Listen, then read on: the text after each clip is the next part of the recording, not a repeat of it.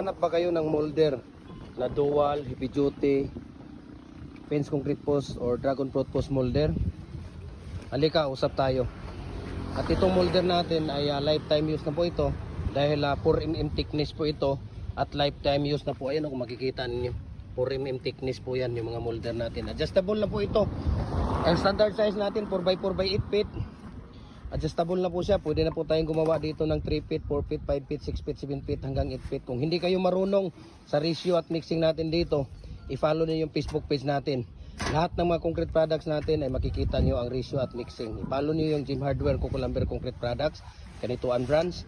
Gym Hardware Kukulamber Concrete Products, Balulang brands. Triple A and F Kukulamber.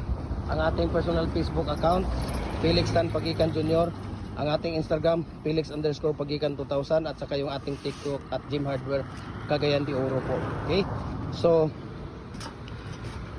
mabilis lang din ilagay yung ating mating, no? Kung makikita ninyo, napakabilis lang po ilagay yung ating mating dito.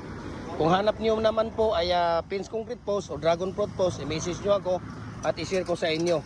Semi-special po lahat ng mga ginagawa natin. Ang 6 feet po natin sa wholesale at pick up price natin ay 200. Ang 7 feet natin 230. Ang 8 feet natin ay 280. Pagkaparehas lang po sila ng fence concrete post at dragon fruit post natin.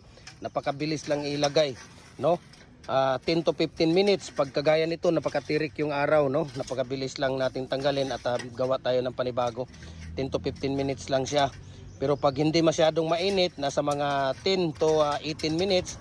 Pagka wala namang init ay nasa mga 20 to 30 minutes po ang ating paglalagay ng ating molder. So i-follow na rin po yung ating personal Facebook account, Felix Tan Pagikan Jr. Ayan, lahat ng mga concrete products natin. Nagko-customize din tayo kung gusto niyo ng 5x5, 5x5 by 8 feet, 4.5 by 4.5 by 8 feet, 5.5 by 5.5 by 8 feet, or 6 by 6 by 8 feet. Mayroon din tayong 6.5 by 6.5 by 8 feet po. Okay, nagko-customize din tayo. Depende sa inyo. RCPC pipe culvert natin, no? Nagko-customize din tayo. Hollow blocks, bricks, decorative, lahat po ng mga molder natin. Lover, marami tayong tawag dito mga molder.